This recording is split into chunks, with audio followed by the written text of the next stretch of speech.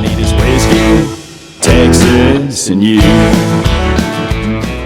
Well, welcome to the next episode of Whiskey Wednesday. Yeah, we missed some videos this week, and hopefully this is getting out on the day it's supposed to. Sorry about not getting music business Better late than never. And Tech Tip Tuesday, we didn't get those to you this week. Part of the reason was, well, my family was out of town, and then of course we had Halloween, so we just did not have the time to get that to happen. But yeah, we're back on schedule. Here it is. My name's Chuck Wimer, and It's Thomas, me. Hey, Thomas me. Jones. I love that, me, Thomas. my You even do signature. that on your TikToks. I think that's great. It's my signature. It's part of my brand. That's your brand now. This is Garrison Brothers, man. Tell us about it. Garrison Brothers, small batch, Texas straight bourbon whiskey. Mm-hmm. Usually a phrase you don't usually hear. Usually it's Kentucky. Yeah. But we're going to figure it out. 47% alcohol by volume, 94 proof. Certified Texas whiskey.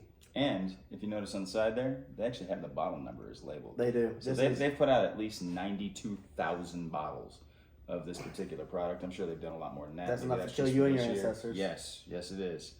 I had the pleasure of playing out there past Saturday, and got myself a little hat. No, we're not sponsored by them, but we sure would love to be. We'd like to this be. is some amazing whiskey, I'm telling you. A boy can hope for Christmas. I've already tried this. I'm not going to lie. I want to see your reaction, though. Good bourbon can change the world. It can. Is this Dan? Do we know Yeah, Dan? yeah. I got to meet him out there as well. He's actually the one that came up and he was like, "Hey, y'all, this is a tip bucket." Wow. Yeah. I like this. Huh. Nice dude. Real nice dude. Employees. Okay, let's try it out. Yep. All right. Cheers.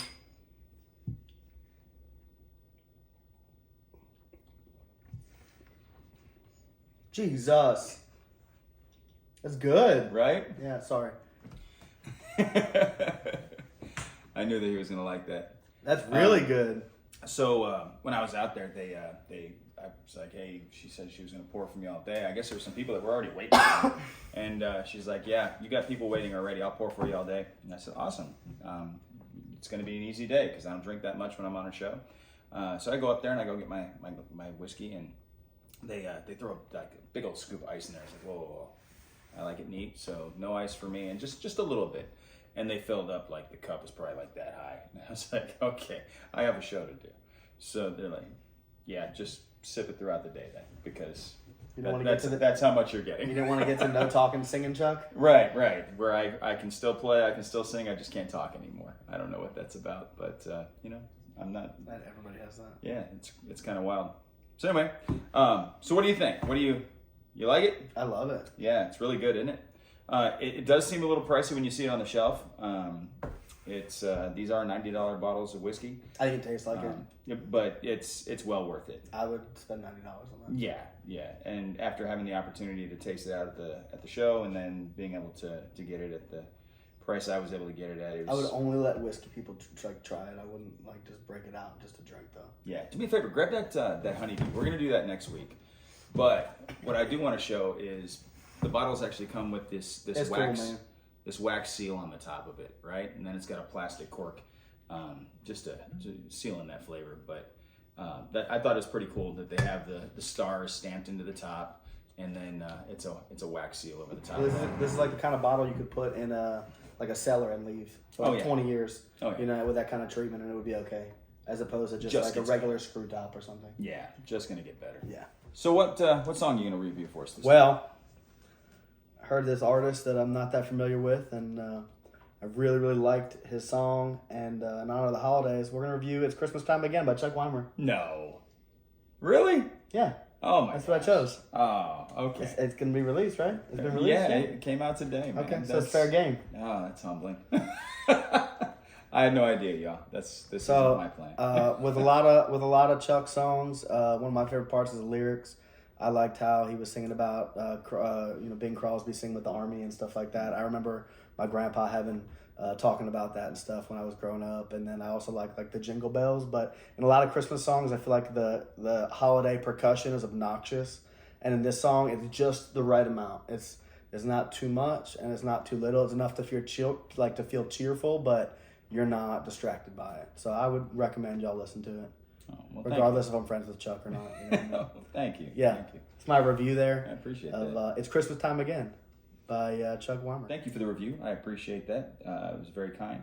I'm not going to talk about my own song because that just it seems a little bit over the top as it is. We already have people announcing me on a stage and they know me already, so it's kind of crazy. It's part of the show. Yeah, I know it is. I know, but it seems pretentious to me, so I try not to be that guy. Disclaimer, I chose that. So I just wanted to review that song because I like the song. Chuck didn't even know. He just got back from work and he came. I thought we were doing some other dude. No. That was the plan. And we switched it up. So yeah, that was cool. All right. Well, I think we're. What do we got? Jamie, throw it on the wall. Ooh, whisper Like that. Jamie, throw it on the wall! On the T3R report, coming in at number 1 was Ariel Hutchins, followed by Wade Bowen, Randy Rogers Band, Jamie Richards, and Pat Green. On the Texas Country Music Chart, coming in at number 1 is Randy Rogers Band, followed by Wade Bowen, Pat Green, Sonny Sweeney, and John Stork.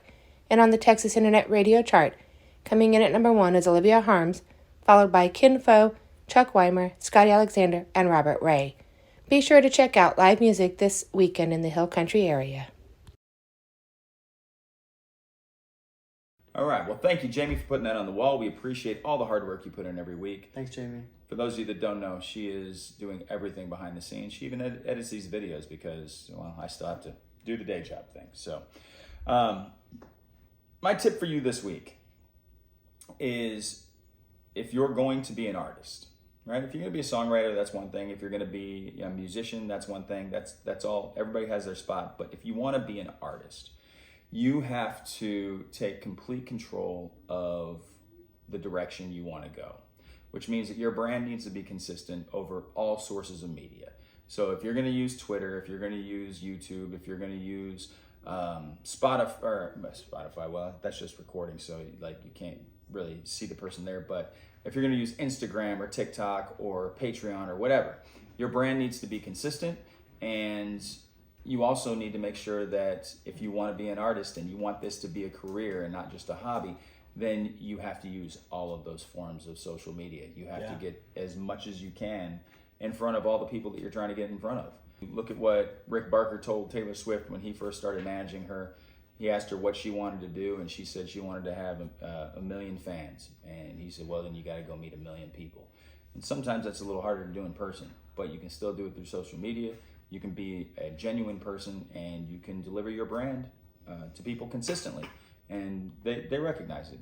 And of course, if you're faking it, then you better be a good faker. You better be able to keep that act up the whole time, because one day somebody's going to see you in public, and it's going to get out there. Hey, it's me, Thomas, here. I got a tip for y'all. I want to talk to you about some things that we learned. We had a weekend off, a day or two off, and we went to watch some performances, and we learned a few things. One of them, we kind of noticed some sound issues at one of the performances. I think they probably could have been alleviated by just having somebody out in the crowd before the show started. It was just simple things. And the band sounded great for them. Like, I really thought they sounded good. It was just, there was a few sound issues I thought could have been eliminated. So, like, my advice would be definitely have either a band member, or if you have, like, a Jamie that's attached to your entourage, Everybody have your Jamie go out there. Their name might not be Jamie. It might be Brittany, or it could be a boy too. It could be Bob. It could be a Bob. Bob. It could be a all different kinds of people. Yeah. If whoever your person is that helps you with your sound, have them go out there and listen. That would be mainly my tip for everybody, is just kind of use all the ears you can to make your sound the best. Yeah. And you're doing a show. Yeah. So do a show. Don't be sitting there trying to figure out what you're going to play while you're up there playing. Oh yeah, that was the other thing. Right? Yeah. I know you told me about that. There was a break. Yeah, thanks, Chuck. I forgot about that. I feel like I'm getting amnesia. I'm 31 now, and I feel like as I'm getting older, I'm starting to kind of just forget. I apparently can't do anything besides play guitar and fix cars, but that's a personal issue. But yeah, I really feel like they kind of have like a big break in between. Yeah, almost every song. Which, at least when they were playing, they sounded good. But, you can't have those breaks. I know for a fact when you go watch a concert at the AT&T Center or something you pay like $100 for, there's almost no breaks at all. Right. Dress for the job you want, not the job that you have. Yeah, I mean, you can get away with doing a minute break everywhere you go, but if you want to ever level up, I feel like the way to do it is, I agree. Well, thank you all for tuning in. And remember, if you treat your dreams like a hobby, they're just going to be dreams. Whiskey, Texas, and you.